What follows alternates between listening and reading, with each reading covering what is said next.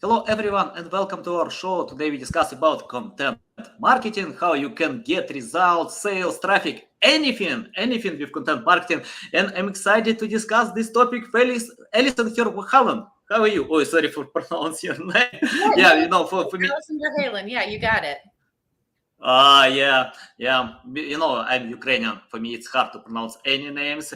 I'm trying hard before the webinars, spend some time, but I always fail with that.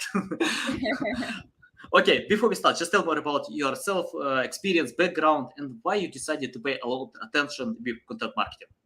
Yeah, so I fell into this business. I always loved writing growing up, so I fell into this on the writing side. Was told that writing was not a viable career option and I should choose something more practical. So I was like, well, maybe if I can't make a living writing books, maybe I can make a living making books. So I went to college for studied English and psychology, which turned out to be the perfect degree for content marketing. Had no idea what content marketing was.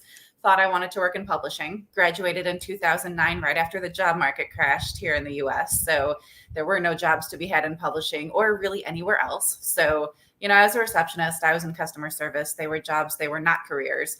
Found myself between jobs at one point, and my roommate at the time, her dad, who was an attorney, was awesome and offered to give me stuff to do around his office until I got back on my feet. And one of the things he needed was someone to write blog posts for his law firm.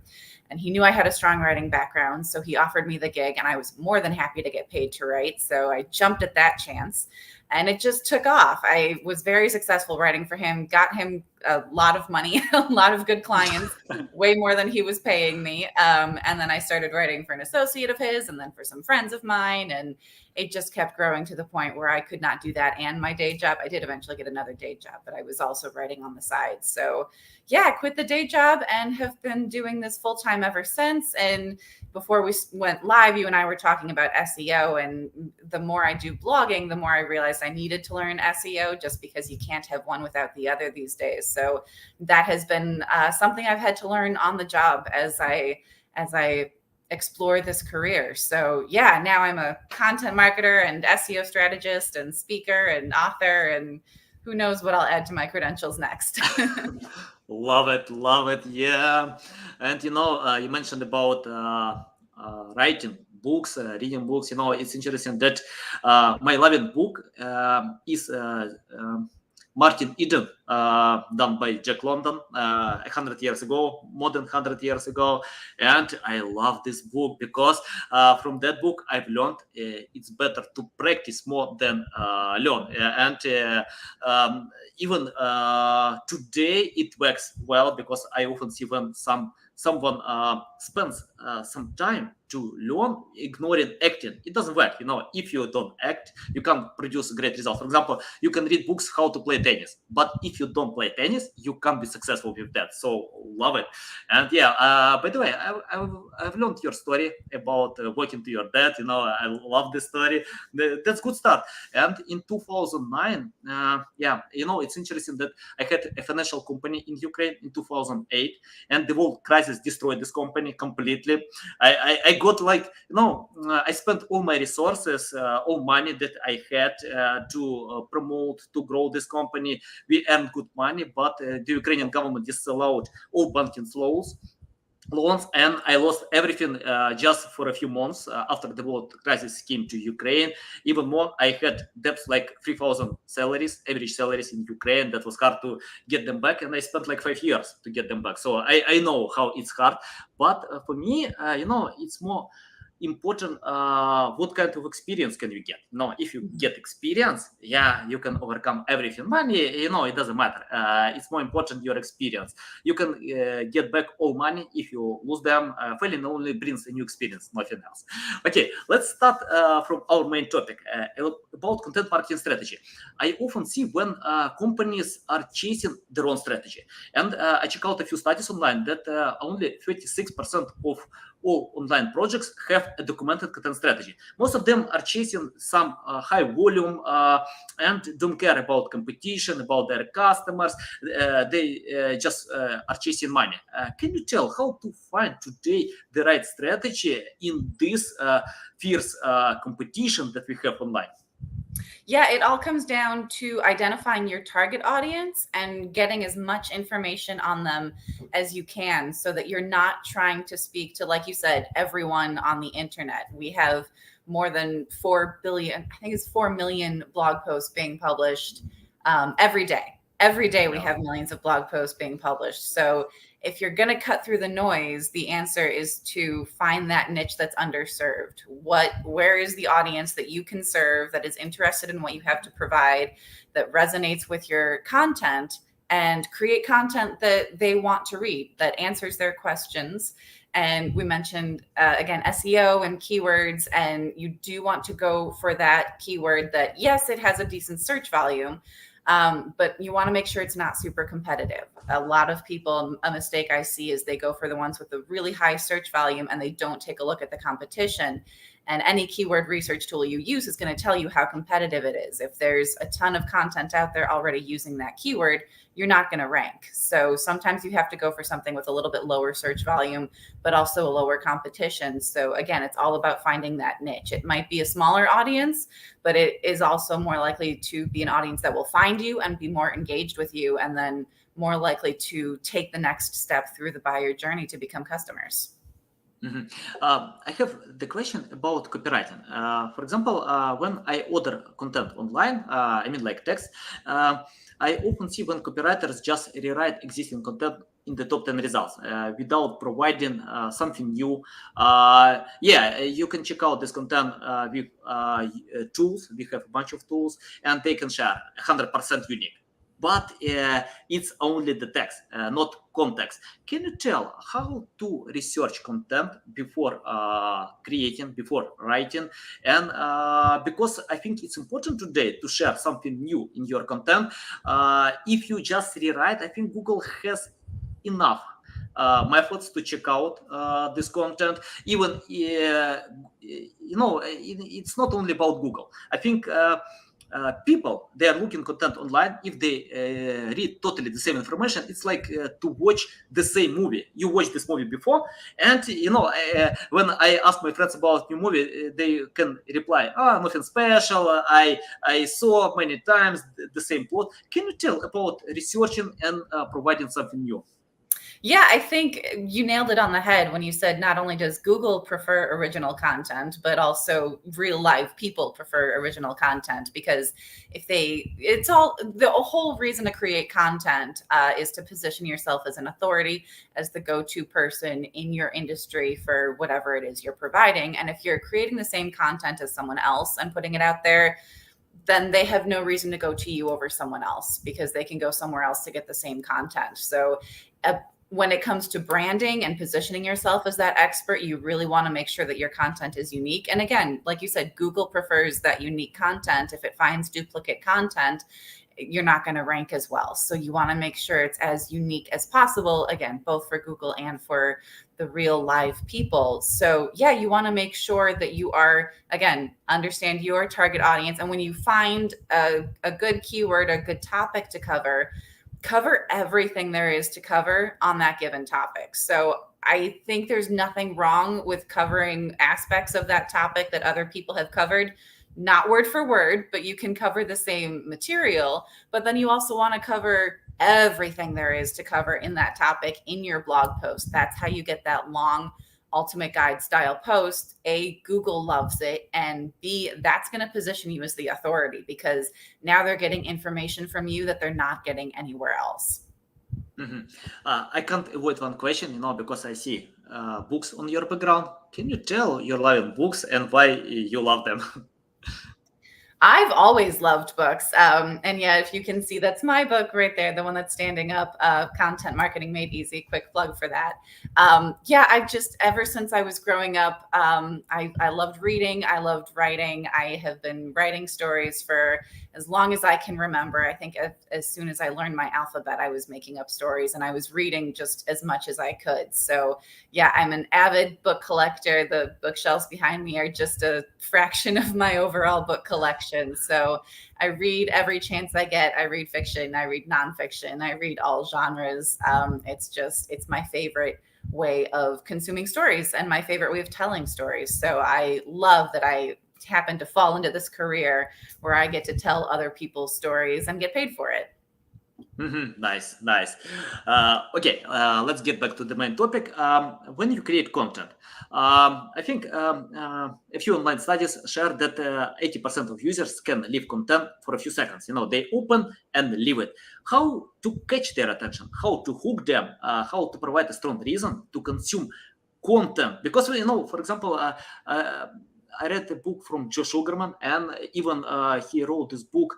I don't remember exactly the name of this book, but he wrote this book like 40 years ago, and he shares on this book about starting from short sentences and incomplete sentences. And when people read the first sentence, they are not satisfied. They want to read the second sentence, the third sentence, and then you can hook them and retain. And it works today, even when you create content. For example, you need to catch their attention. So I love this technique to start from short sentences, but it's not enough. How to provide a strong reason to read the whole content, because we can't sell if people just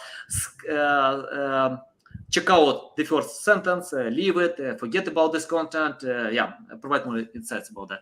Yeah, so that human psychology has not really changed. We are still more likely to read those shorter sentences, the shorter paragraphs. You'll also see that a lot in blog posts these days, where you'll have a paragraph that's like 1 or 2 sentences, and then the next paragraph is 1 or 2 sentences. So you see a lot of white space, and that even if it's a really long post, by breaking it up like that and breaking it up with images, that prevents people from getting overwhelmed and seeing a ton of text on their screen and going, oh my God, I can't do all of this. If it's just a short sentence, they're more likely to read it, and then before they know it, they're on to the next one. But like you said, there's more to it than that. You need a hook right at the beginning. You need something that resonates with them. And again, this all comes back to knowing your target audience. What are their pain points, and how can you convince them that you understand their pain points and you can solve it for them? So that has to be at the very beginning, is introducing that pain point right off the top in your content, and then just digging in that knife and making sure that you understand, and you make them understand that if they don't do something, if they don't take action, it's only going to get worse. So paint that picture for them, and then say, oh, by the way, I happen to have the solution for this. Here it is. And then provide your solution. So that's where the story aspect comes into content marketing, which I think is so important and so underutilized by a lot of brands. Nice, well explained. You mentioned about knowing your audience. Can you tell how to learn the audience? For example, if some brands have customers, how to learn them? How do we know that our content will satisfy them and lead in the right direction? Yeah. So if you already have customers, I always say to look at who are your favorite customers, who are the people that you really enjoy working with, that it's just easy to work with them, and figure out what traits those customers share, so that you can find more people like them. And then just ask. You can learn so much about your clients, especially if you already have a relationship with them, just by asking. And finally, social media. If you don't yet have a following, or if you're starting to build a following but you don't have a whole lot, see who's following your competition, see who's following content or hashtags related to the content that you're creating or that you want to create, and then see the other brands and the other people that they're following and the kinds of content that they're posting. That can give you a lot of information as to the kinds of people who will be best served by your message. Nice. Okay, let's talk about adding keywords to content. Can you tell how to add them? For example, I remember when one client told me, you need to use 5% of this keyword on the text, this keyword 10%. And I asked him back, can you explain where you get this ratio of 5-10%? I think it's obsolete technique like 10 years ago. And definitely I don't check out any content if I create. I just write for a human. Of course, I can optimize for search engines as well. But tell where we can submit keywords today that Google will understand content and rank well. Yeah, I think there is always a fine line between writing for Google and writing for humans, because you can put all these weird things in there that Google will love, but a real person reading that that's not a full sentence, or that's not proper grammar. It doesn't make any sense. So you kind of have to walk that fine line. I do think keywords are important. I do think it's kind of weird, like you said, that he wanted like certain percentages of certain keywords. But yeah, I mean, at the end of the day, that's still what Google uses is keywords. It's matching what people are putting into search versus what's in the content. And that's obviously there's a lot more to SEO than keywords, but that's at the heart of it is, are you covering topics that people are looking for? And it has to be relevant. Don't just put in keywords for the sake of putting keywords. Make sure that you understand the questions people are asking when they're using that search term, and make sure that you're actually creating content that answers those questions, because that's how you're going to, again, position yourself as an authority in your industry. I check out on your LinkedIn that you have skills in psychology. Can you tell how psychology can help you today to write text? Yeah, well, like we were talking about earlier, getting that hook and helping people understand why they should keep reading when there's tons of content out there. And it all comes back to understanding their pain points and their psychology. What is going to motivate them to keep reading? What is going to motivate them to take the next step in the buyer journey? What step makes sense? Like, what next level should they take from where they are now? Should they go straight to buying, or should it be, sign up for, my newsletter, or follow me on social media or something? It's all about understanding people and how their minds work. And yeah, so it's super important in marketing to understand how the brain works. I want to ask about writing text. For example, how to find your style? Because when I check out some online studies, they recommend to write like you talk, or I don't know, or use conversational tone. But sometimes it's not the case. It depends on your audience. Can you tell how to find the right style when you create content? Yeah, so I, as a solopreneur, and I work with a lot of solopreneurs, so I tend to start with, write like you talk. But as you grow and add people to your team, and if you want to add someone like me to write content for you, we need to make sure that we're writing like you and not like ourselves, so that you have this cohesive brand. Everything you create should sound like your brand. So as a solopreneur, I do tend to start with, how do I talk? What are some of the words that I use? What are some of the words that I want to be associated with my brand? So figure that out. What are some of the words that you are comfortable using that not necessarily your competition is using? What words do you use a lot? What words are you not ever going to use in your content for whatever reason? You just don't think it aligns with your brand. And then take a look at your competition. What words are they using that you're not? And what words are they not using that you're comfortable using? That is a great way to help identify your brand and help you stand out in the market. I'm interested about learning specific topic. For example, you have a new customer. I don't know, like let's imagine this company sells weight loss supplements. If you don't know about weight loss, especially supplements, how to create awesome content, I mean, like how to research, learn more about that, and provide some great text. Because, it's not about creating just generic text. It's more about sharing your experience. But if you have no experience, how to find it? Yeah, I do start by doing a Google search and seeing what else is out there, seeing what the competition is covering. Like we've said again and again, we don't want to copy what other people are doing, but we do want to be aware of what other content is already out there, as well as be aware of what people are talking about. Again, that requires going on social media and seeing what your customers or your potential customers, what are they talking about? What weight loss discussions are they having? What challenges are they having? So that you can bring that up in your content. And I'm also a big fan of marketing or networking, both in person and over Zoom. So if you're having these conversations with people, when you tell people what you do, what is their first reaction? Or what are some of the first questions that come up? Those are always great fodder for blog post topic ideas, because again, those are real people out in the world who have these questions. So that identifies for you an opportunity to answer those questions in your content. What do you think about AI tools? it's a good idea to use them today, or it's better to skip it because they are not ready to replace human? And yeah, do you use them? Yeah, no, I don't use them. I don't think it's a good idea yet. They they really can't replicate the human element. I mean, we've talked about relating to people and creating those stories and understanding their psychology, and AI is not there yet. It might get there someday, but I find it hard to believe that a computer can ever replace that human element, that conversational content. Again, they can create content that is very grammatically correct, but dry and boring and doesn't have a story. And yeah, so I don't know, maybe someday, but right now it's still early days. It's not there yet.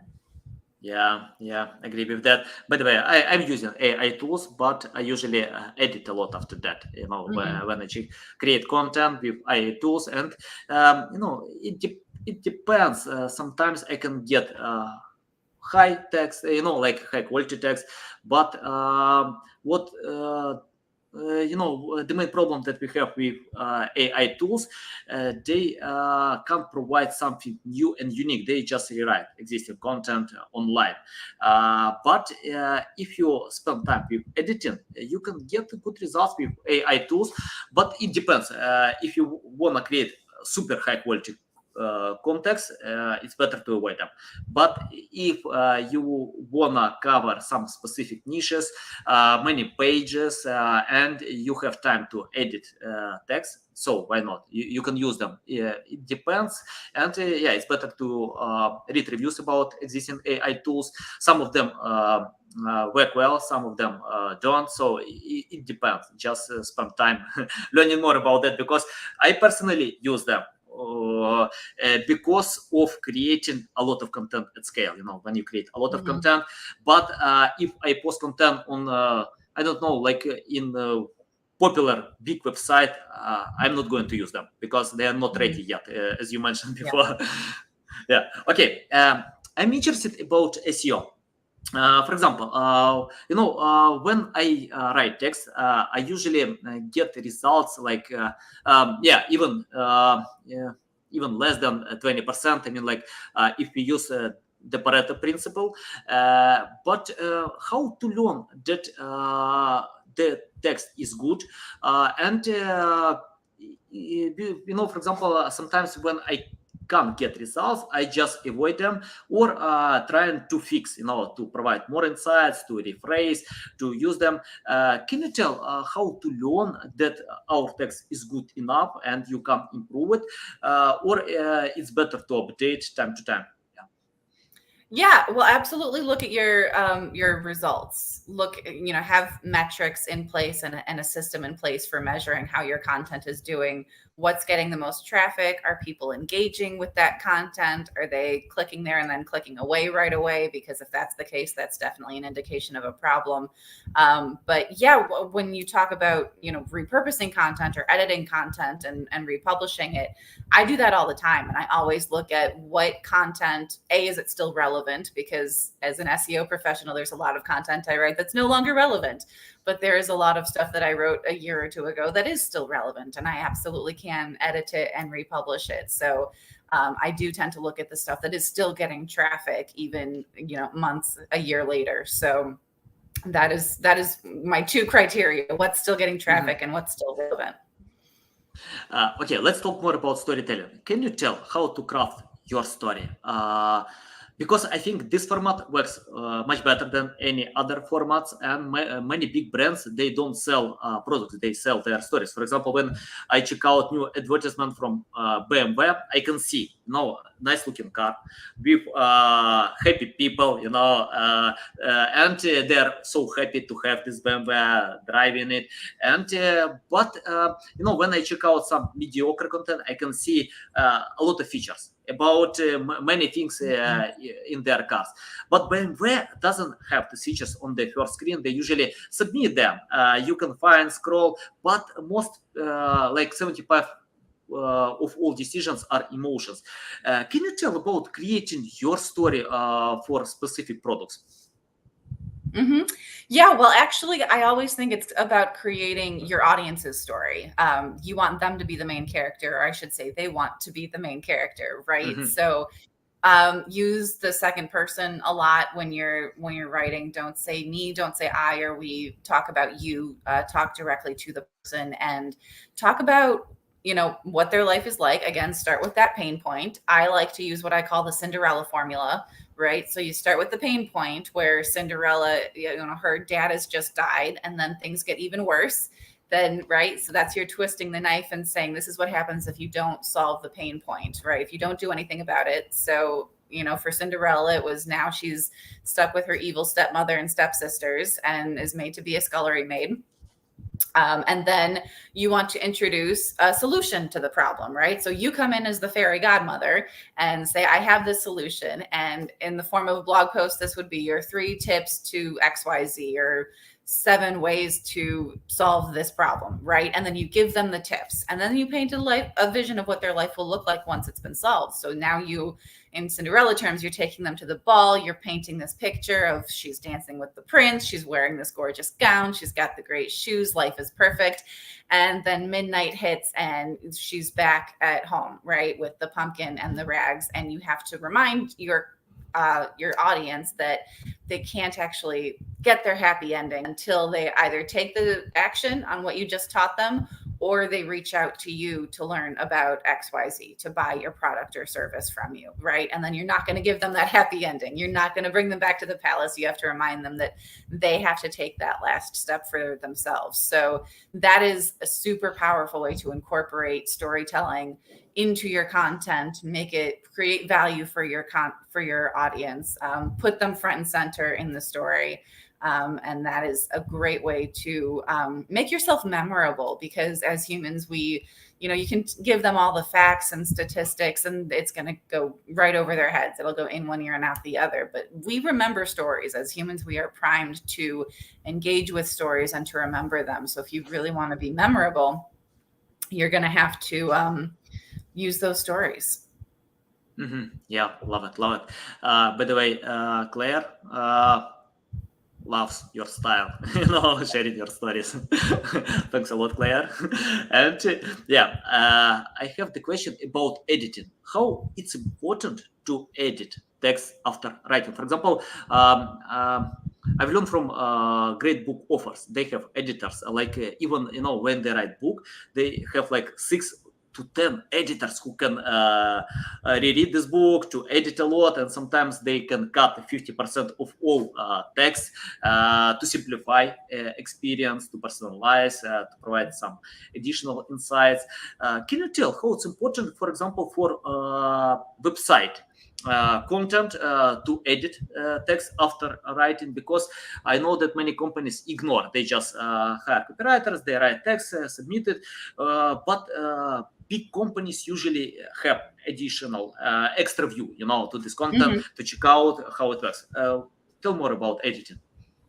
Yeah, it's super important. And I am, again, not remembering the stat that I know I looked up at some point, but a significant number of people will click away if they see a grammatical error on your website, even like a typo, right? Like I think we'll overlook a certain number of typos. But if it's consistent, or if if it just doesn't make sense, if it goes from one, topic or subtopic to another without any real segue or any understanding of how they're linked, you're going to lose your audience. And as soon as you confuse them or make them work to figure out what you're trying to say, they're going to click away, because they didn't come here to work. They came here for an explanation of their answers, of their solution to their problems. So you absolutely want to focus on that. And you need another pair of eyes, and there's no 2 ways around it. You need someone else to look at your content, at least one other person, to, again, make sure it makes sense. The kind of editor you need depends on your industry. If you're in a B2B industry and people understand your jargon and your whatever, the language you use in your industry, then absolutely use someone in your industry. But if you're in a B2C industry, or if you're someone like an attorney or a financial planner who might use complicated terms and your audience has no idea what those terms mean, you want to have an editor who does not have your understanding, has that understanding, or at least can put themselves in the shoes of your target audience, so they can read your content and go, what does that mean? Or this doesn't make sense, or I don't know what this term means. Because again, if you confuse your audience, they're just going to click away. If you explain these things to them and bring them to your level, then they are going to be much more likely to engage with you. But it takes that other set of eyes to really catch that, because we're so enmeshed in our own business, and we do this all the time, and we talk about this all day long, that we sometimes forget that not everyone understands our jargon.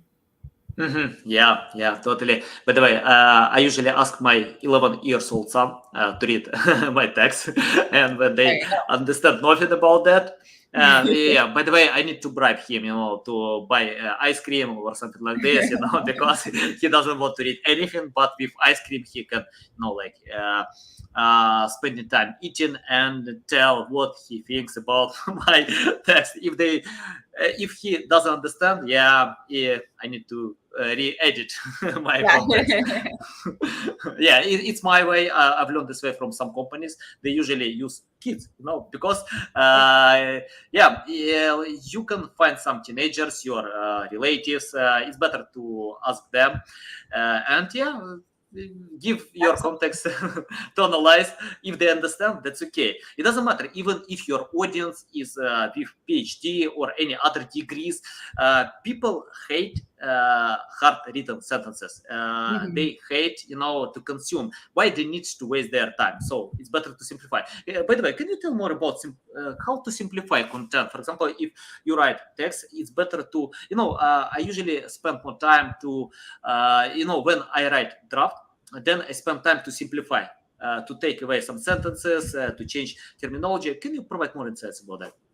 Yeah, well, I think you nailed it on the head there, where first of all, you want to leave it alone for a while. I know when I edit my own content, I leave it alone for at least 24 hours, preferably closer to a week, so that I can come back with really fresh eyes, and that makes me more aware of when I'm running on and over explaining something, or going too into depth, or when things just don't flow well from one point to another. So that is my first tip, is just leave it alone for at least 24 hours, so you get that clarity.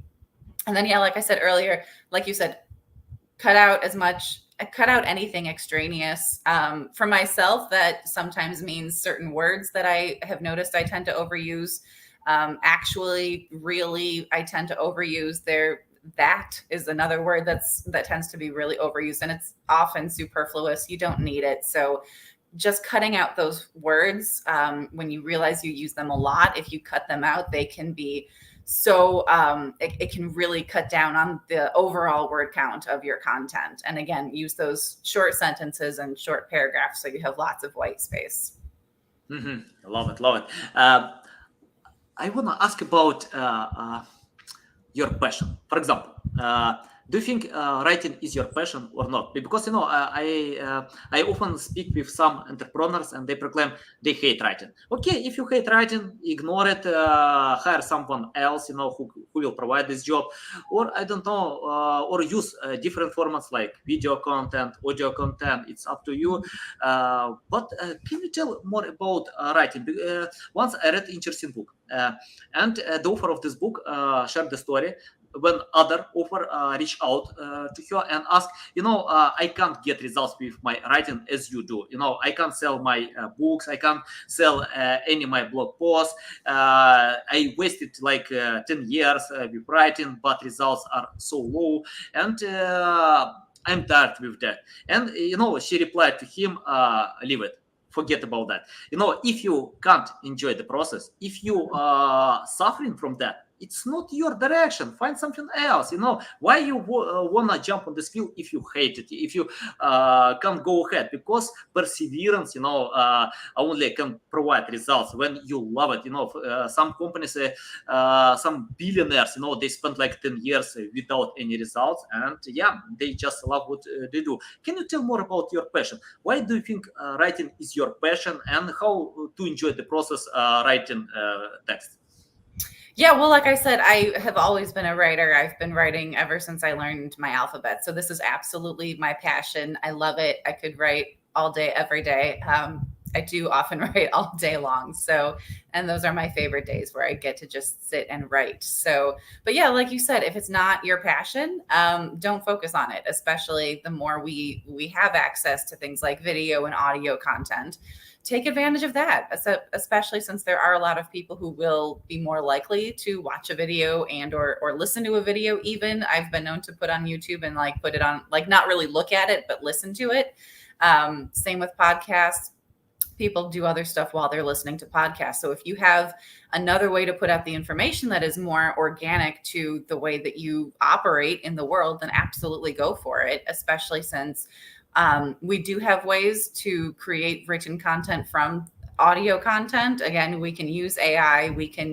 There are like automatic transcription services now where you like software that you can use to transcribe your audio content. So you do, for the moment, you do still need that text to get Google's attention. Google cannot read audio or visual content yet. They are working on it. So pretty soon text might well end up being obsolete from an SEO perspective. But for right now, yeah, do the audio, do the visual, do whatever works for you and use that software to transcribe it. Do look it over because, again, that AI is not perfect. So make sure you at least look it over before you publish it. But that's another way to get all these different kinds of content without spending all your time creating content, much less creating content that you don't want to be creating. You can focus on the stuff that works for you and let the AI do the other stuff. Love it, love it. Okay, I want to ask about the future. What kind of future are you predicting in content marketing? Why companies need to consider it today? Probably metaverse or Web3. I don't know. Any other new techs will replace content marketing. What do you think about that? Yeah, well, I'm glad you mentioned the metaverse because that's something I've been seeing. I feel like every time I see something about marketing in the future, everyone's talking about the metaverse. Which I don't know if that's really an issue yet. Yeah, it is probably something we'll have to consider in the future. But I don't think it's really here yet the way Facebook wants us to think that it's already here. I did mention, audio and visual is growing, and it continues to grow. And we have, for example, voice search is a big one where people, instead of typing their keywords, they are verbally asking, Google Home or Alexa or Siri or whatever. They're verbally asking them questions, which changes how they ask questions because now they're putting it more in full sentences rather than just a string of words that don't make sense together. But, Google can figure it out, right? So that changes the content that shows up for them, the way that content gets matched with those searches. So that is absolutely something that needs to be taken into consideration. Yeah. I couldn't agree more with that. I think that nothing is dropped in one day. It takes time. Today we can see it's growing, and when the new text will come, I think it will be replacing time to time.